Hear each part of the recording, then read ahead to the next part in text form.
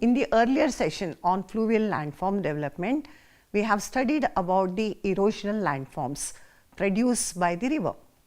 Rivers deposit sediments in different parts of the course and thus form various types of landforms. Such landforms are called as constructional landforms. Now we will try to understand about the formation of depositional landforms evolved by the river.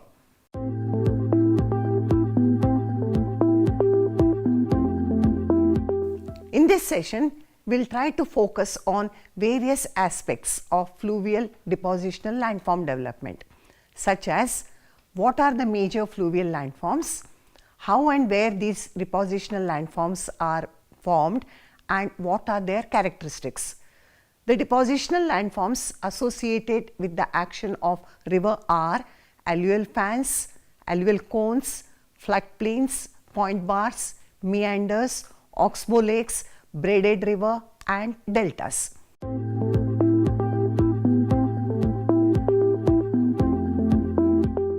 Alluvial fans are formed when the river flowing in the mountainous stage or higher elevation descends into the foothill region or the plains.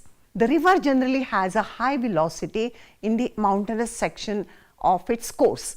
Here it has a large capacity to erode and transport the rock fragments. Therefore, erosion is most important activity of a river in the upper course. However, as the river descends into the plain, its velocity declines and therefore there will be abrupt drop or decrease in the channel gradient, and consequently it starts depositing the load carried by it. The load becomes too heavy for the streams to carry over the gentler gradient. This material or the river load gets deposited in the zone at the foothills or the base of the mountains, forming fan-shaped depositional feature called as alluvial fan. The materials or the deposits spread in a semicircular form. The load of the river or the sediment consists of finer or coarser or big size material coming from the upstream areas and deposited at a point of break of the slope or the foot of the hill zone, and thus alluvial fans are formed. There is a sorting of deposits in the alluvial fans. The size of the sediment decreases outward from the apex, which is towards the foothills of the fan, towards their margins, which is called as distal side.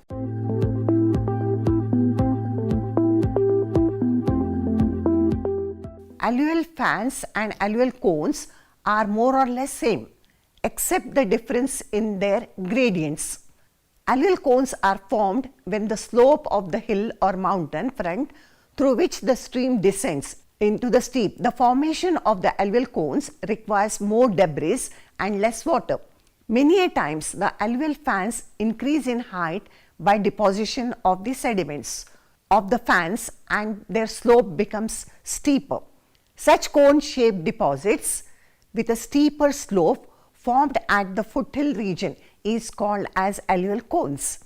Alluvial fans and alluvial cones are more or less similar, except the difference in their slope. Alluvial fans grow in height because of the gradual deposition of debris brought by the river. The gradual increase in the alluvial fan deposit increases the slope gradient. The slope of the alluvial fans are much gentler than those of alluvial cones. Alluvial cones are made up of coarser material when the alluvial fans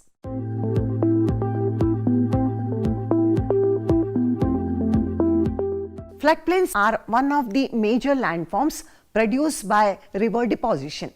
During the maturity stage of the river valleys become very broad and wider with a very gentler slope.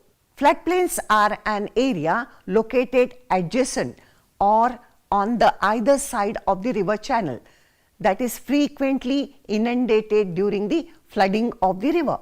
When the river channel exceeds the carrying capacity of the water, the river overflows, leading to the flooding. When the river channel is full with water, the state of flow of river is known as bank full. During the flooding of the river, the load carried by the river spread out along both sides of the river, depositing thin sheets of sediments. The limit up to which the flood water reaches define the limit of the floodplain zone. The material that is deposited during the flooding of the river is called as floodplain deposits. Fine size material like sand, silt and clay are carried relatively slow moving water in the gentler channels, usually found in the floodplains. The floodplain often has areas of marsh and numerous lakes. Usually crescent-shaped lakes are found in the floodplains called as oxbow lakes.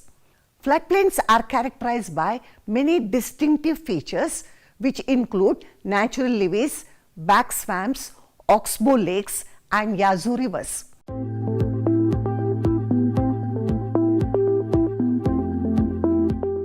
Natural levees are one of the important depositional forms associated with floodplains. Natural levees are found along the banks of large rivers that are low linear parallel ridges along the coarse deposits along the banks of the river. Natural levees are ridge-like depositional features along the banks of the river. They are high near the banks of the river and slopes gently away from the river. The natural levees deposits are coarser than the deposits spread by the flood water away from the river. That is, the size of the deposits forming the natural levees is larger than the ones forming the floodplains. Levees are like small embankments and sand walls between the river and the floodplains. The low-lying floodplains adjoining the natural levees may contain marshy areas called as back swamps. These levees are usually about 1 to 2 meters high, but in some places they are much higher. The natural levees of the river Mississippi in USA and river Huanghe in China are much higher. When the river breaks through the natural levees, a great devastation is caused. In the year 1852 and 1938, river Huanghe breached the natural levees and caused devastating flood. River Huanghe is called as Sorrow of China. A natural levee is a broad, low embankment built along the banks of the river channel during the floods.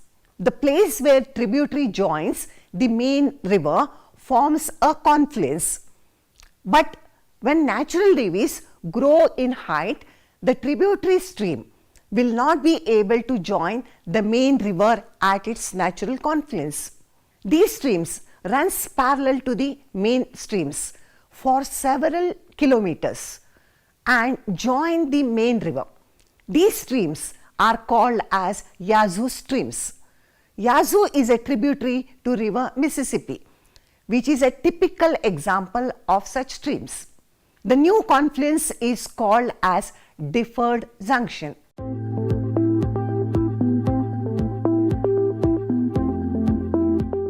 Point bars are also known as meander bars. Since these deposits occur on the point of the meander bend, they are called as point bar deposits. They are found on the concave side of the meanders of the large rivers and are sediments deposited in a linear fashion by the flowing rivers along the banks.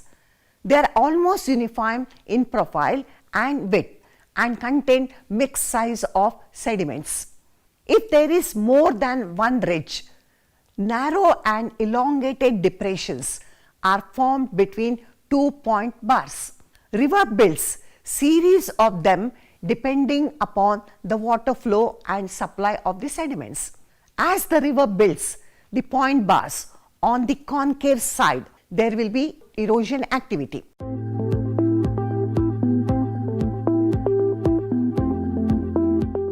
During the mature stage of the river, as the river descends into the plains, its velocity is reduced due to the gentler slope in the valley. Due to lower velocity, the river has to go around and even minor obstructions in the path. The path of the river thus becomes serpentine or wavy. The tendency of the river to move along the serpentine path is called as meandering, and the curving bends in its course are called as meanders. The shape of the meander is usually semicircular. The river meanders refers to the bending in the longitudinal profile of the river. The bends of the Sinus River have been named meanders on the basis of Meander River of Asia Minor in Turkey because it flows through numerous bends. Each bend of the meander belt has two types of valley sides. One side is characterized by concave slope, where the channel strikes the valley sides directly. With the result, the concave side is subjected to severe erosion, resulting in the formation of vertical cliffs. Lateral erosion of the banks leads to increase in the width of the river channel. The side of the meandering belt is also called as cliff slope. The other side of the meander belt is characterized by convex slope, which receives deposition mostly of sand, gravel and alluvial deposits. The convex side is characterized by gentle slope and is called as slip-off slope. Two most ideal conditions required for the development of the meanders are alluvial plains and gentle slope. Almost all the rivers in Indo-Gangetic plains of India have developed the meandering courses.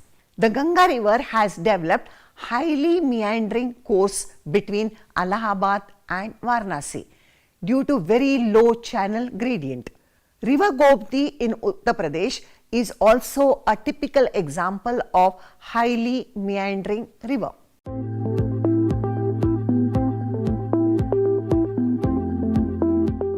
Oxbow lakes are associated with the meandering river.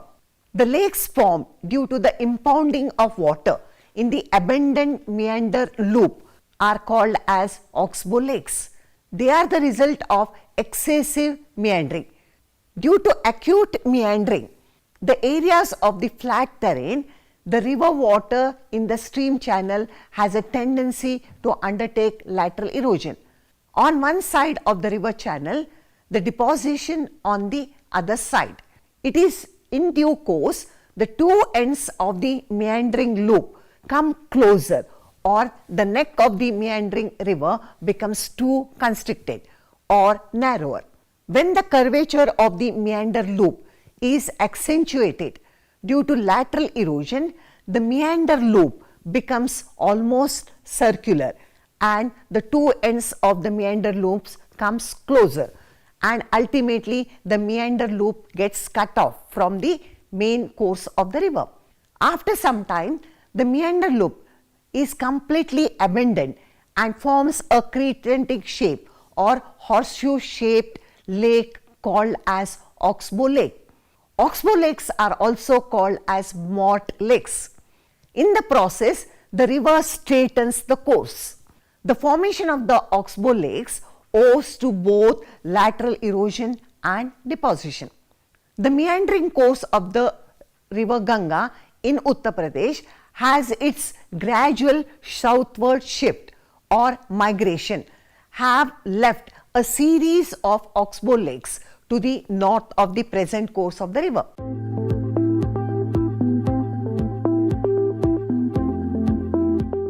The term braiding is the division of the stream into complex pattern of several small channels divided by the mid-channel bar. Due to lack of transporting capacity of the load, the river deposits the load in the mid of the channel to form an island. The coarser river deposits causing the formation of central bar which diverts the flow towards the bank, and this flow increases the lateral erosion on the banks. As the valley widens, the water column is reduced and more materials gets deposited as islands, and lateral sandy bars, which divides the flow of river water into several separate channels.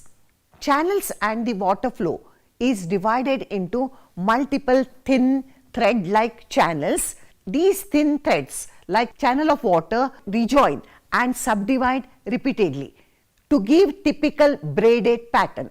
Smaller elongated deposits are called as sandbars. Those which are larger and more extensive are called as islands. The Majoli Islands in the Brahmaputra river is a typical example of river island. It is among the largest river island in the world.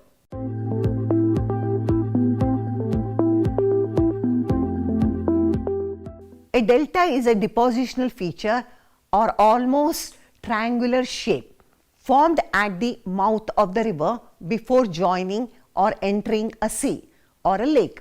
When the river just before joining the sea, its velocity is reduced, so much so that it cannot transport even the finest particles of its load. Hence, the river undertakes deposition of load in this area.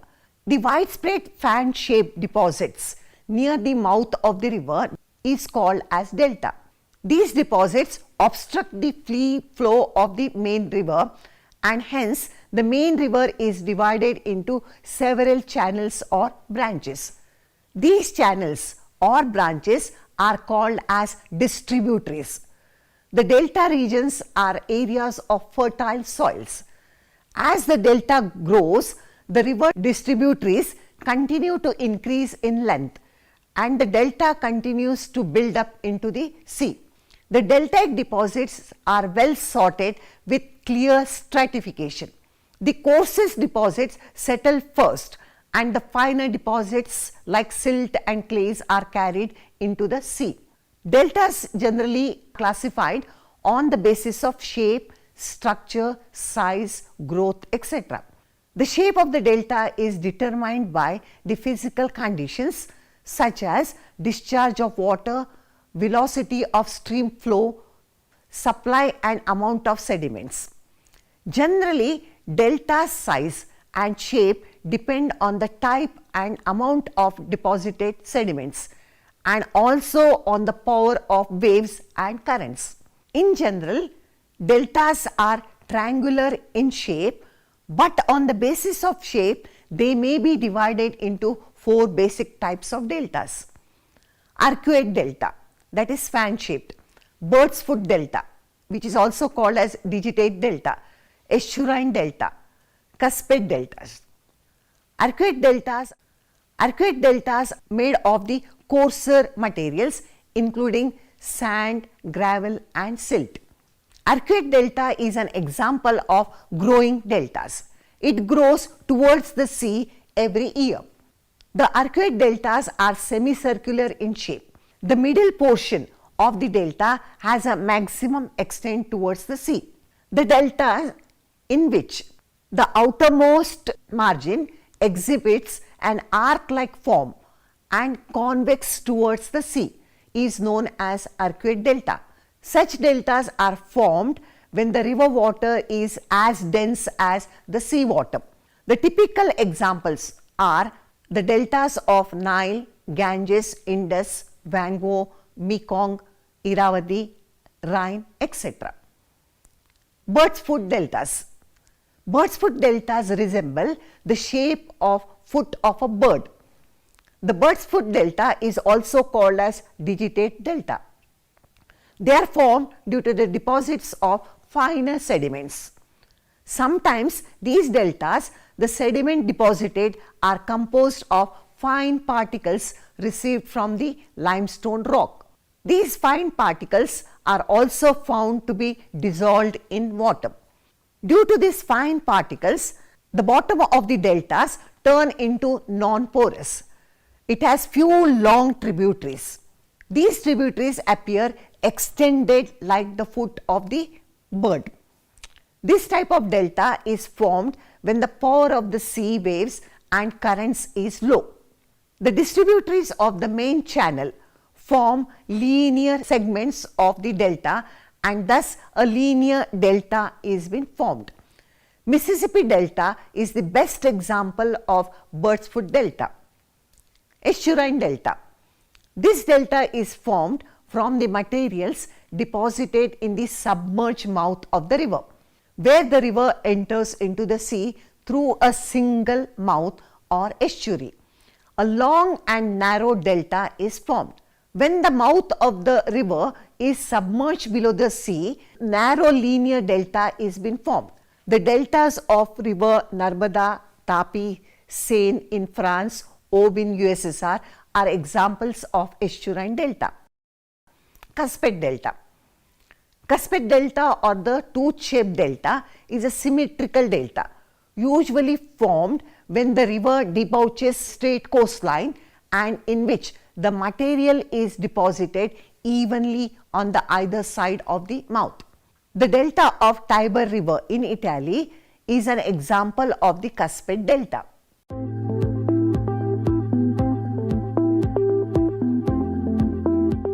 Whenever the velocity of the river is reduced, some of the load is deposited. Deposition is mostly confined to the middle and the lower course of the river, and therefore the depositional landforms are also seen in the middle and lower course of the rivers. As soon as the river leaves the mountainous stage, the depositional feature produced can be in the form of alluvial fans, alluvial cones. The depositional features associated with the floodplains include natural levees, point bars, river meanders, oxbow lakes, deferred junction, etc. The triangular depositional feature formed by the river before joining the sea is in the form of deltas. We are now familiar with the various fluvial landforms. In the next session, we will try to know about the concept of cycle of erosion and the cyclic evolution of fluvial or river landforms.